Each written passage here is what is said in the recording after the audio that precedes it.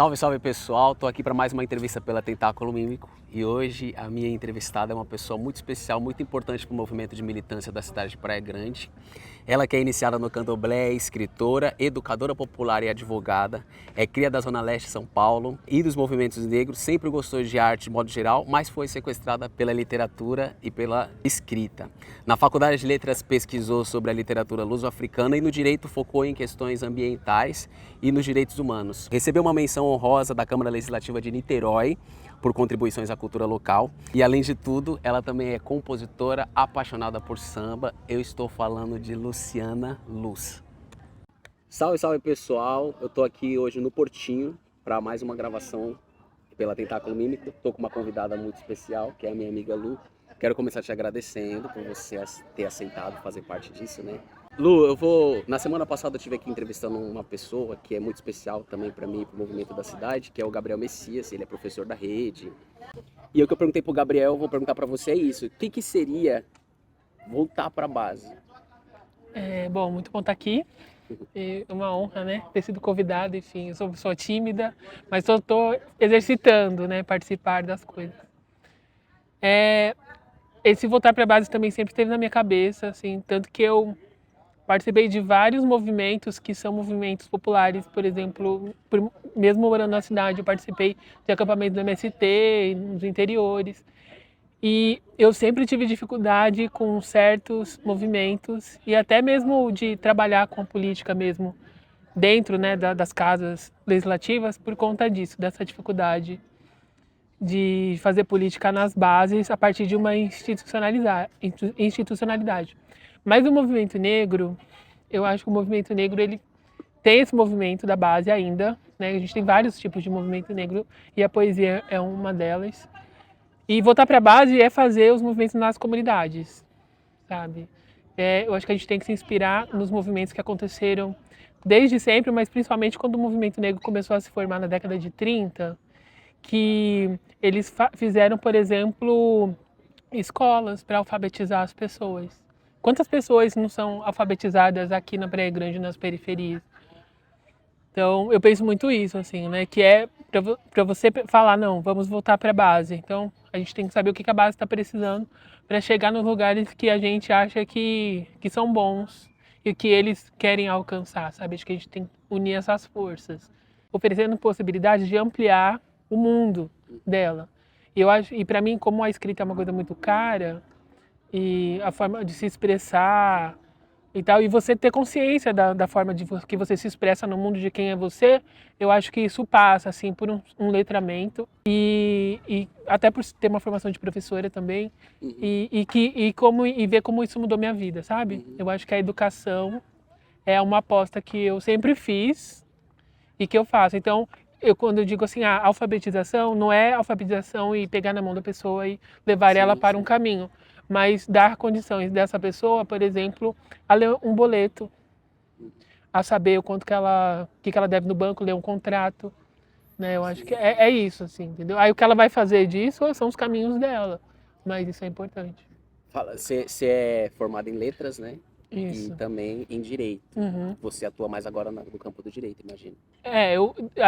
Nos últimos 5, não, nos últimos 9 anos eu atuei mais no direito, flertando com a educação, com oficinas e tal, mas que me mantinha, que pagava meus boletos mesmo no direito. Mas eu sempre fiz oficina de escrita, mais voltado para literatura, e fui professora antes, né? E agora eu estou como educadora, estou em São Vicente de novo, Sim. recentemente. Você atuando nessas duas áreas, mas eu também li na sua biografia, você é uma escritora. Já publicou algumas vezes, né? Tem aqui alguns trabalhos, inclusive. É, antes da... A escritora já existia antes da professora e da advogada? Com quantos anos Sim, começou essa relação? eu perguntei para minha mãe uma vez quem eu era quando era criança. E aí ela disse que eu gostava de escrever. E aí, porque nessa busca de achar que vocação que eu tinha, eu não lembro de onde eu vi, eu acho que foi a psicóloga, eu não lembro quem foi que me disse, certo, assim. Mas que quando a gente está perdido, que a gente não sabe que caminho seguir, a gente tem que buscar resgatar a nossa criança interior. Isso no candomblé é muito forte também. E tem uma avó do meu amigo, a avó Gina, a avó do Erickson, que também é escritor. A avó Gina fala que quando a gente estiver perdido no mundo, a gente tem que voltar para os fundamentos. Também fazendo menção a essa criança, a nossa família, né, a nossa história.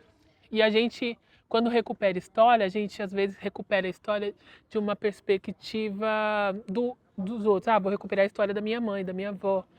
E a minha? E quem eu era? Como é importante saber quem a gente era quando era criança.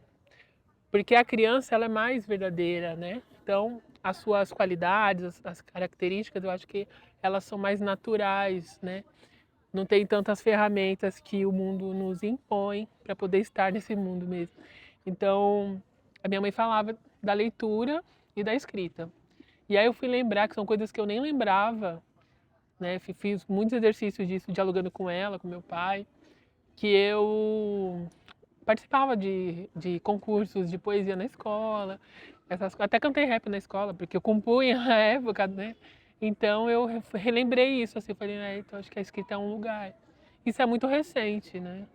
Muito recente. Ô Lu, a gente tem feito algumas provocações a partir desse território, que é Praia Grande, Uhum.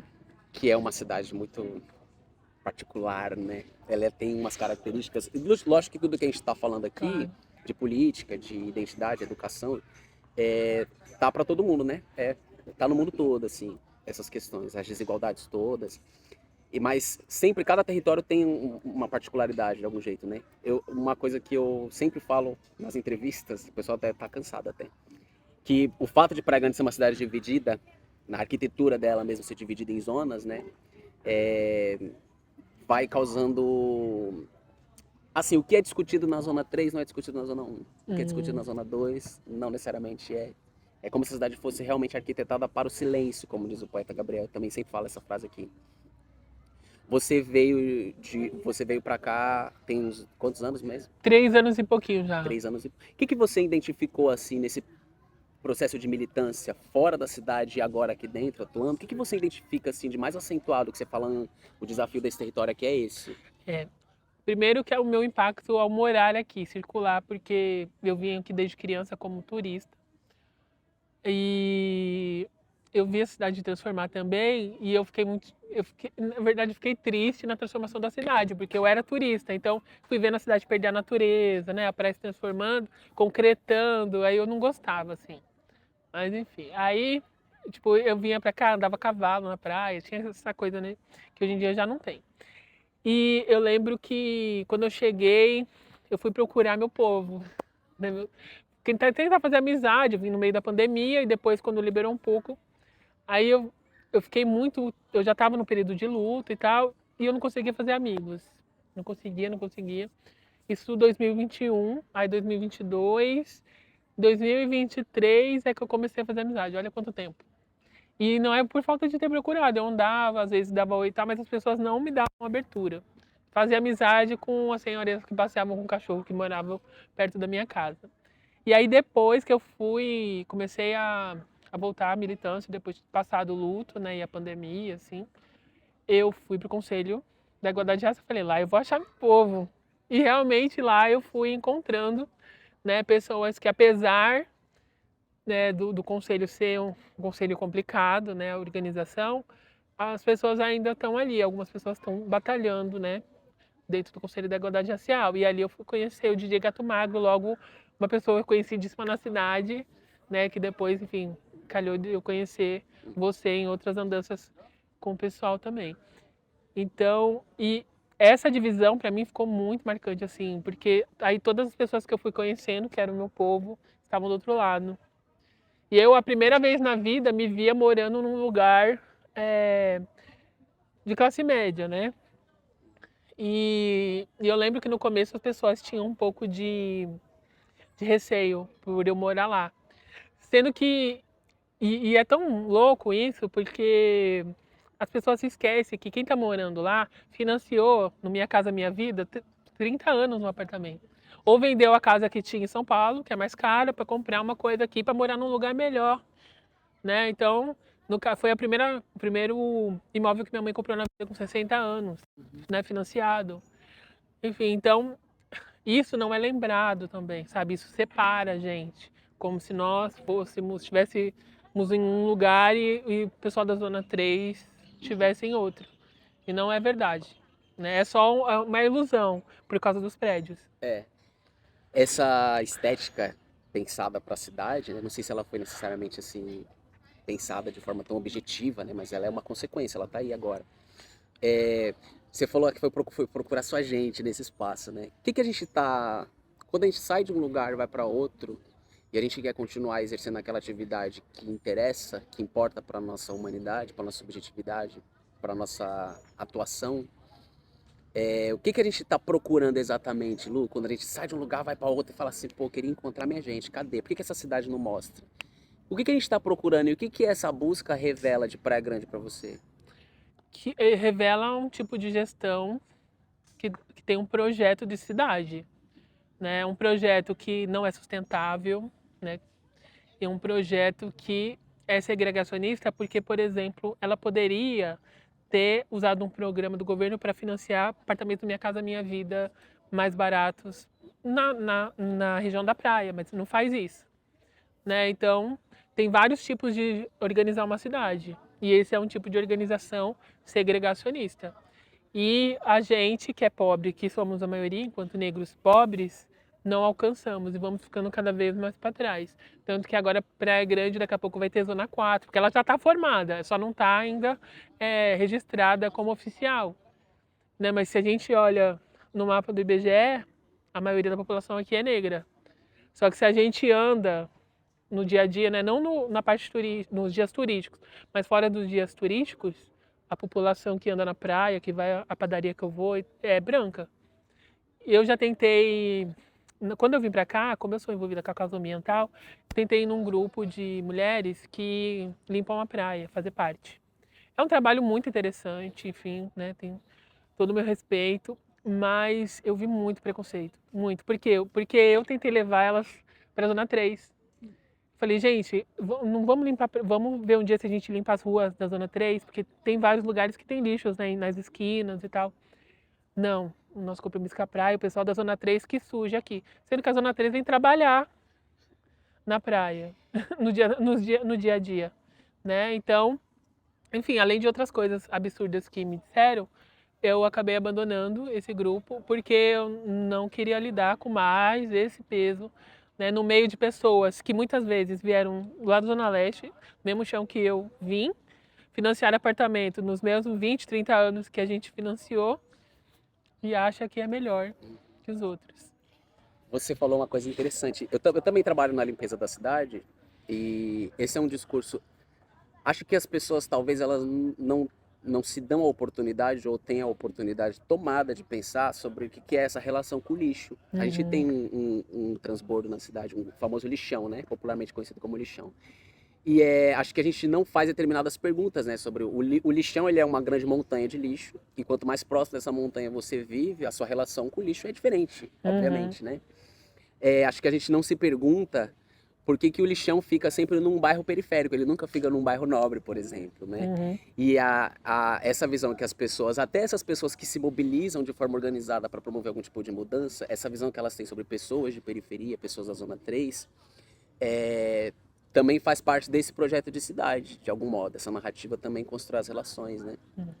Como que você procura, transitando nesses espaços, né, com certa dificuldade, mas conseguindo transitar ainda, como é que você, qual a sua preocupação maior com a sua narrativa na hora de atravessar esses territórios, sabendo que você vai ter que lidar com uma estrutura que é grande, né? Ela massacra pessoas como você, como nós, pessoas de periferia. Como é que você organiza primeiro? Porque você falou de política pública e você é bem objetiva quando fala de política pública. Não, Uhum, podia ter feito um programa assim, por exemplo, e não fez. E você dá o nome do uhum. programa. Quando você vai organizar sua narrativa para se relacionar com esses coletivos e com a população, sua preocupação maior é qual? É não parecer os outros, sabe? Tipo, é, eu tenho um professor que eu nunca esqueci disso, que ele falou pra gente uma vez na sala de aula que a gente, quando se formasse, a gente tinha que tomar cuidado para não ser igual aquelas pessoas, os professores, né, que a gente desprezava, que a gente achava imbecil. Aí ele fala, não, cuidado para não se tornar um imbecil. Eu nunca esqueci disso, porque ainda mais trabalhando com educação popular, eu acho que a gente tem que ser verdadeiro, né? Verdadeiro assim, vocês têm que chegar, você não tem que chegar, vou é, atuar lá, fazer um personagem maloqueiro, enfim, criar um fetiche para me aproximar, não. Eu sou de periferia, sabe? Eu vou à vontade. E à vontade, eu acho que esse incômodo também, que pode ser que eu cause, né, de alguma maneira, às vezes já algumas pessoas falaram, ah, você é muito higiênica, higienizada. Talvez a maneira de falar e tal. Eu passei por uma faculdade de Direito, eu atuo, a minha linguagem mudou. Né? Quando eu volto para o meu bairro, eu vejo a distância da linguagem, do acesso, das viagens. Eu sei disso. Só que a gente tem que encarar, entendeu? As minhas amigas lá da Zona Leste, da Vila Cispe, elas, né, já me questionaram. Não, a gente tem que encarar. Eu vim do mesmo lugar. Eu fui para a faculdade. Eu passei o pão que o diabo amassou. Vocês escolheram ficar aqui. Vocês têm que lidar com isso e eu tenho que lidar com isso. E não é por isso que vocês não podem contar comigo e eu não posso contar com vocês. Então, as pessoas são diferentes, têm caminhos diferentes, mas eu acho que ter noção de que ninguém é melhor do que ninguém, sabe? Essa prática. Acho que o candomblé me ajuda muito, assim, porque a gente tem uma estrutura no candomblé que tem uma hierarquia de lugares, assim, não é uma hierarquia de um vale mais ou manda mais, não, mas de funções. Então eu acho que é isso, eu acho que o candomblé me ensina a lidar com todo mundo, pensando que todo mundo vale a mesma coisa, né? Eu acho que essa é a minha perspectiva quando eu chego em qualquer tipo de território. Ainda mais quando a educação popular, sim, ela dá muitas aulas sobre isso também, né? Me ajuda. E ser a primeira pessoa a desapegar do território, para estar no território, né? Dos Sim, estereótipos do território, né? sim, nenhum dos meus amigos, assim, que quando foram para a faculdade, estudaram em faculdades particulares, com bolsa e tal, assim, perto do bairro. Então eu quis sair, né? E eu tinha um sonho de ir para a faculdade pública, porque na época eu conheci gente da USP e tal, então eu tinha um sonho, não entrei na USP, na época eu não fiz o vestibular, porque eu tinha feito letras, letras eu fiz em São Paulo, eu fui da primeira turma de ProUni, da letras, cotista, enfim, histórias também, dá um livro, mas no Mackenzie, que é uma faculdade de direito, elitista, Nossa. super difícil, mas eu fiz um curso ótimo e depois eu fui para o direito. Então eu vi como é que é você, uma pessoa pobre, estudar numa universidade pública, os acessos, as oportunidades, sabe? O tipo de pessoas, você conhece gente do mundo inteiro, as discussões, sabe? O quanto meu mundo se abriu, assim. E para mim isso foi muito importante. E você falou sobre linguagem, sobre as pessoas olharem para você e achar você um pouco higienista demais, né? Por conta da linguagem, você passou por um processo de ter que reorganizar a própria narrativa a partir da faculdade, da universidade. Isso é uma narrativa que está relacionada com os estereótipos que as pessoas têm de pessoas negras e de pessoas de periferia, Exato, basicamente, né? exatamente. Uma pessoa negra de periferia, um homem negro, uma mulher negra de periferia, provavelmente não pode, não deveria falar assim, porque é sofisticado demais.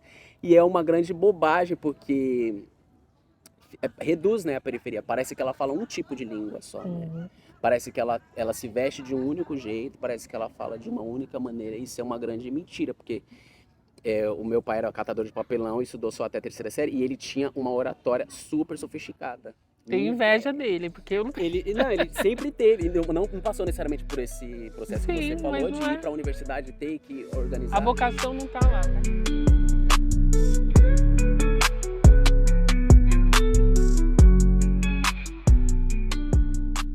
Você falou dessa questão da linguagem, de algumas pessoas às vezes colocarem você numa caixinha porque você tem um linguajar sofisticado por causa do seu processo de universidade e tudo mais. E ao mesmo tempo você é não só uma advogada que exige o exercício, né, da linguagem, como também uma educadora e também uma escritora. Dói aonde quando você escreve?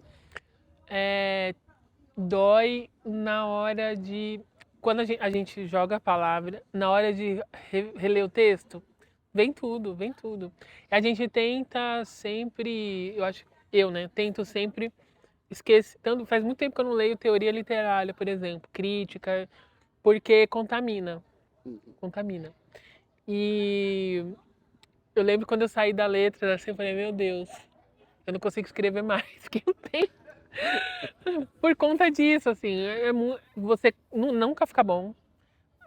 O texto tem que ficar perfeito e nenhum texto é perfeito. E nesse processo de adaptar a língua, né, a linguagem, para poder estar no lugar, na hora que você vai escrever isso ficou, essa criança que lia e escrevia muito, ela é atravessada hoje por um certo perfeccionismo que vem da academia, que pega desprevenido, dói quando escreve?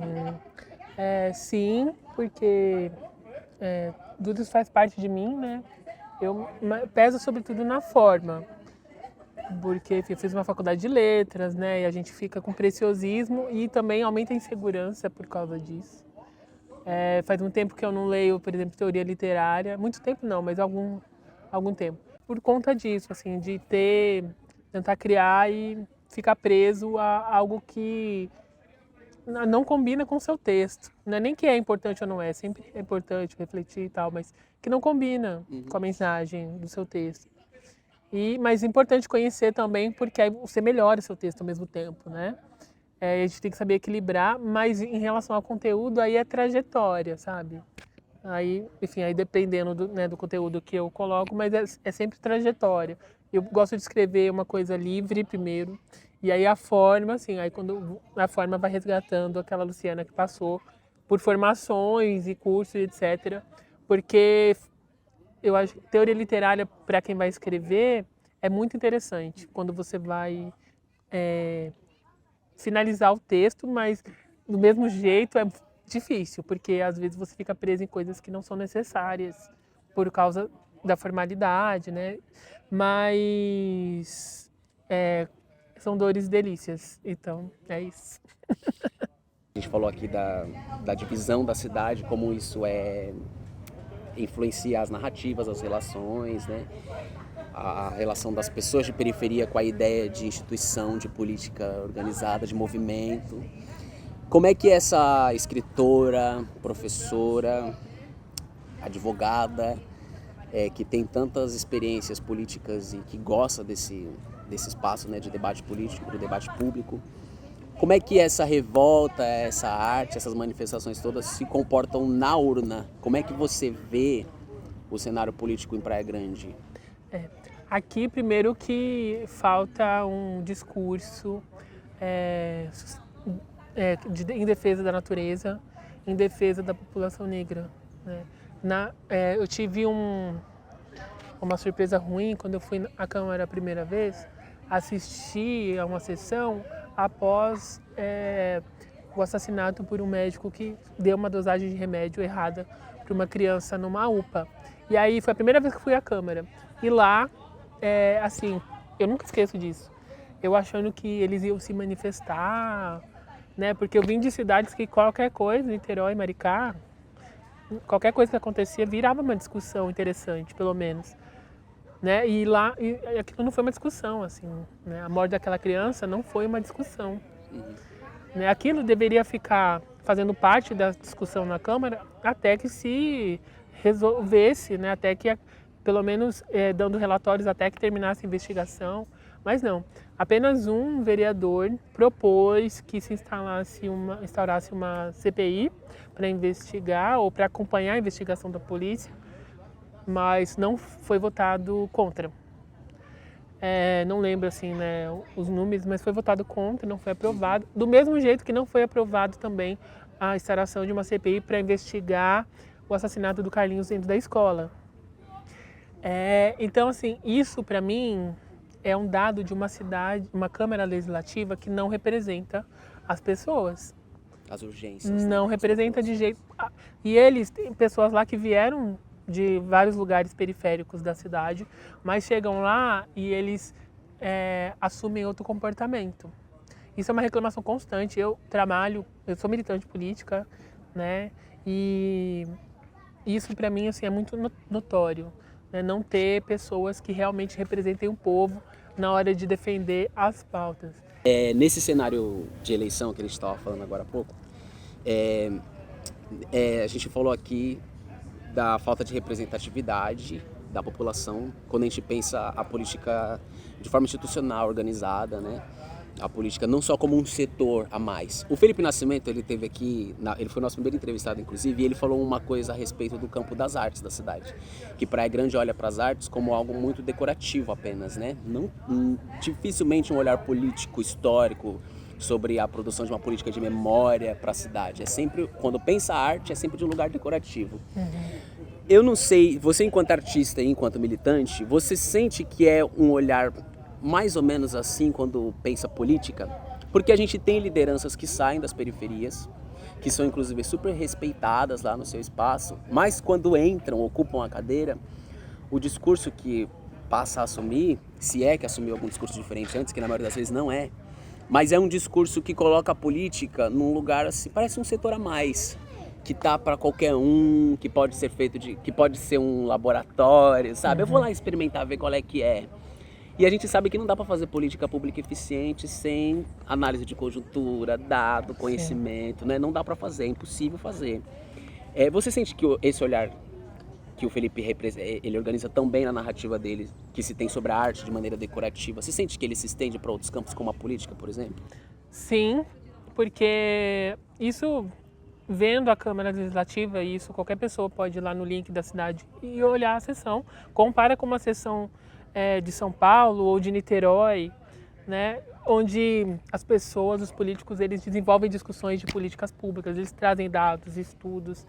E, claro, tem os políticos também que não fazem isso, mas isso existe. Aqui não existe isso.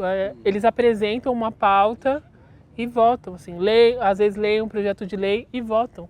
Não tem discussão. Isso, assim, para mim, parece que a gente está vendo um filme, assim, não, isso é uma atuação. Então, isso é muito problemático. É muito problemático. Assim como é problemático uma pessoa no executivo ficar 40 anos na gestão. Entendeu?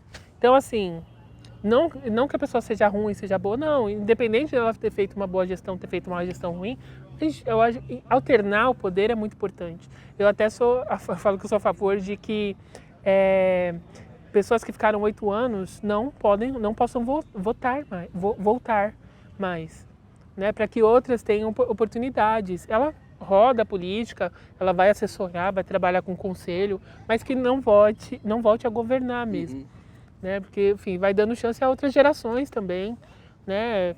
Aqui em Praia Grande, por exemplo, a Secretaria de Juventude, o Subsecretaria de Juventude é ocupado por uma pessoa que não é jovem, sabe? E a perspectiva jovem é importante para construir a política pública para a juventude. Não é que ele seja ruim ou que ele seja bom, não é isso. Mas é importante que seja uma pessoa jovem, que a perspectiva seja considerada. Né? Aqui não tem políticas para a população negra, assim como não tem políticas para a população da Zona 3, assim como as políticas para a população de rua são precárias. Então tem muito a avançar e tem muito dinheiro investido na orla. Entendeu? Isso é muito problemático. Né? Investir de uma só forma, investir em concretar a praia, ao mesmo tempo que o mundo inteiro está discutindo como é que a gente vai fazer para tornar o mundo mais sustentável. A natureza não vai aguentar. Tá? Tem pesquisas que provam que ter uma restinga é seguro para as mudanças climáticas, para mitigar os efeitos. E a Praia Grande não está fazendo nada em torno disso.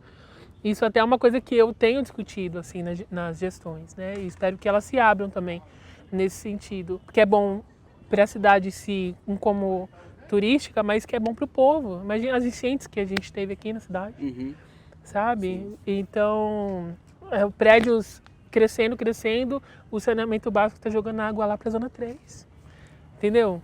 Então, sendo que lá é ao contrário, né? A água que vem de lá corre para o mar, só que o encanamento não deixa a água escorrer.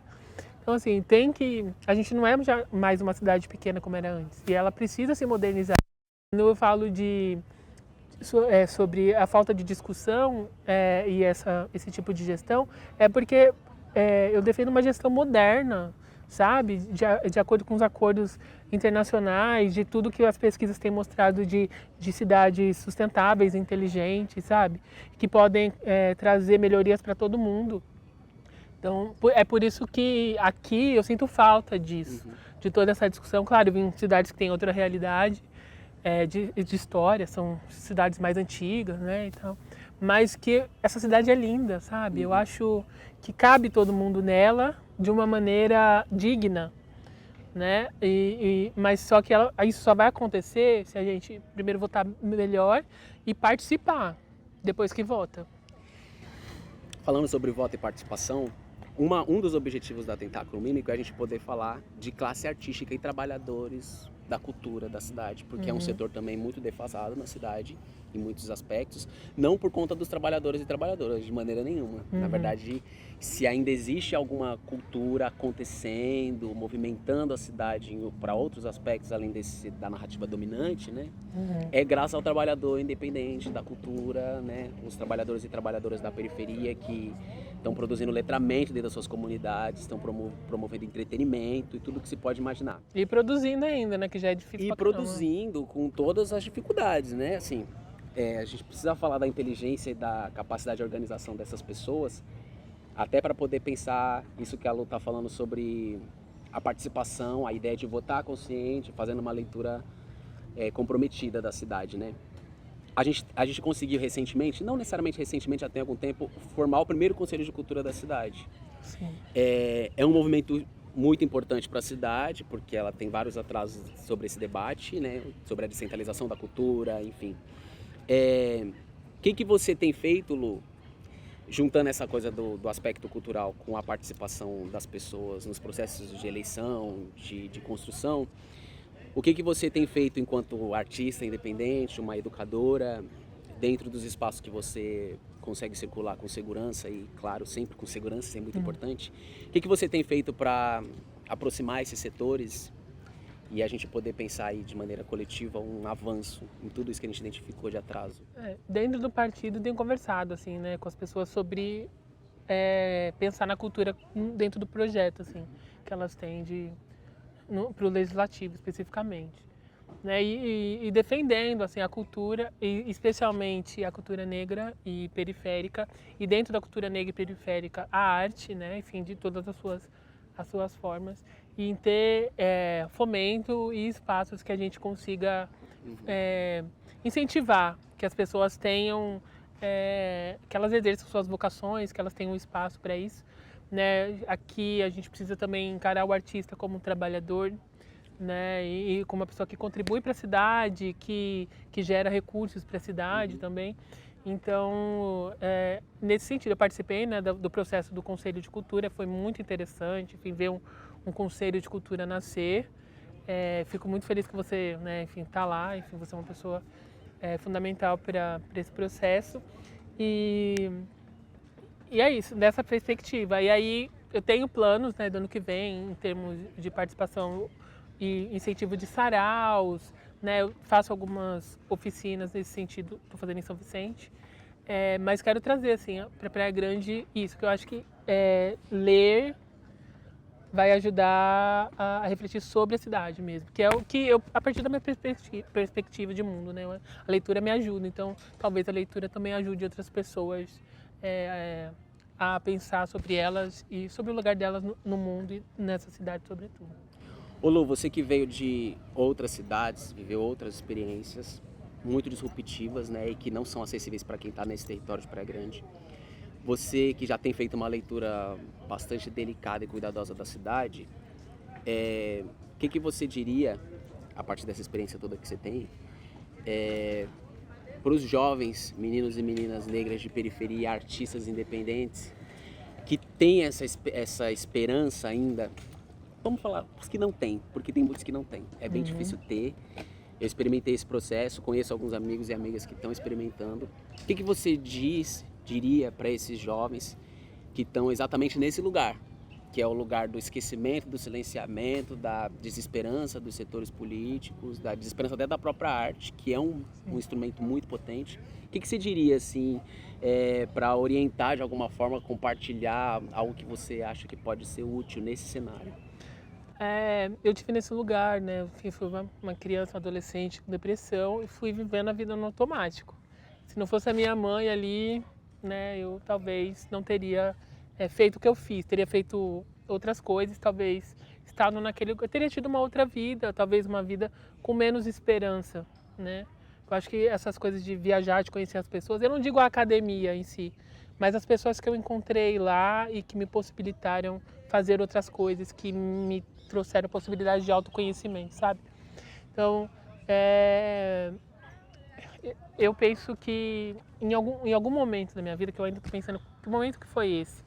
Virou uma chave, entende? Quando eu entrei na Letras, não fui eu que fui para Letras, eu estava vivendo no automático. A minha mãe fez a minha inscrição. A minha mãe falou, não, você vai para a faculdade. Minha mãe tentou fazer faculdade e não conseguiu terminar. Faculdade particular, difícil pagar, essa coisa toda. E ela falou, você vai para a faculdade, foi uma imposição dela. Então, e ela sabia, né, ela viu minha trajetória com a escrita, falou, não, você vai fazer letras, então não sabe o que vai fazer, vai ser professora, porque professora tem em qualquer lugar e tal. E aí eu fui, enfim, me dei muito bem. Então, em algum momento dessas experiências, né, virou uma chave. Então, claro, tenho várias viradas de chave na vida, mas entrar para a faculdade foi uma delas, com certeza.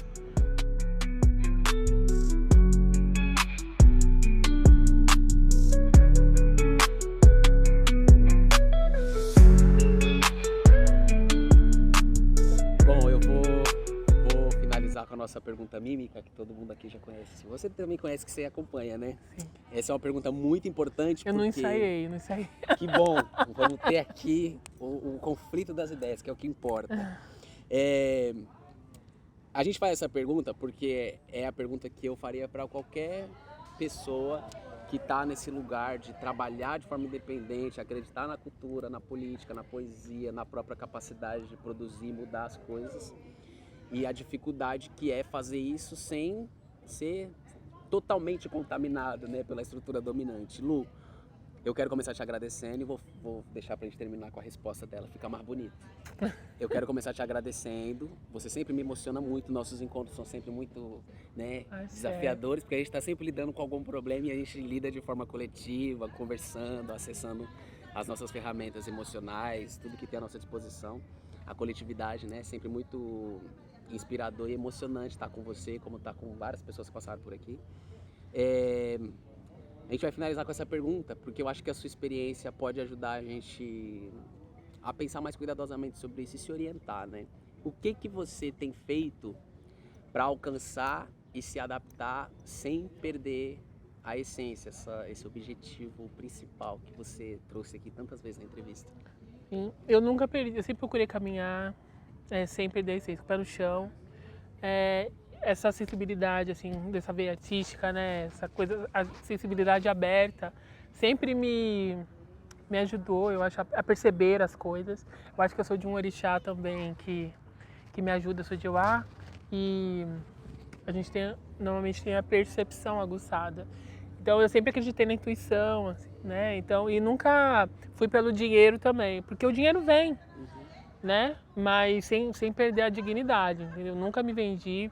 Tive oportunidades, até por sempre ser articuladora, tá por aí, conhecer muita gente, mas nunca me vendi por isso, assim, e não tem preço você acordar de cabeça erguida e saber que você está honrando ali os seus ancestrais. Então, eu sempre, quando eu vou tomar, às vezes, uma decisão que talvez seja difícil, eu sempre me pergunto e aí peço ajuda a eles se aquele passo vai honrar o meu caminho. Porque tem um mais velho do Candomblé, o Jairo, o seu Jairo de Jesus. E ele diz que todos nós nascemos com grandes caminhos no mundo. E que esse caminho foi dado lá, né, para a nossa ancestralidade. Então, nós pertencemos a grandes destinos. Só que os problemas sociais, eles tiram a gente do caminho. O racismo, o machismo criado pelos homens, eles tiram a gente desse caminho.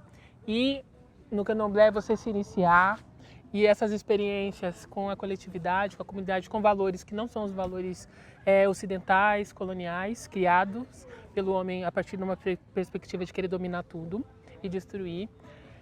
Esses caminhos, eles retomam a nossa grandeza. Né? E a nossa grandeza é exatamente esse autoconhecimento, né? Essa honradez, essa dignidade que a gente aprende a ter né, as duras penas e manter durante a nossa caminhada. Então, esse é o meu segredo, que agora está revelando. Obrigado. É isso. Obrigado É mesmo. nóis, a honra é minha. Foi lindo Muito demais. axé. Eu vou me despedir de vocês aqui. Eu acho que só até a próxima tá ótimo. Beijão. Beijo, gente. Que Oxalá abençoe todo mundo.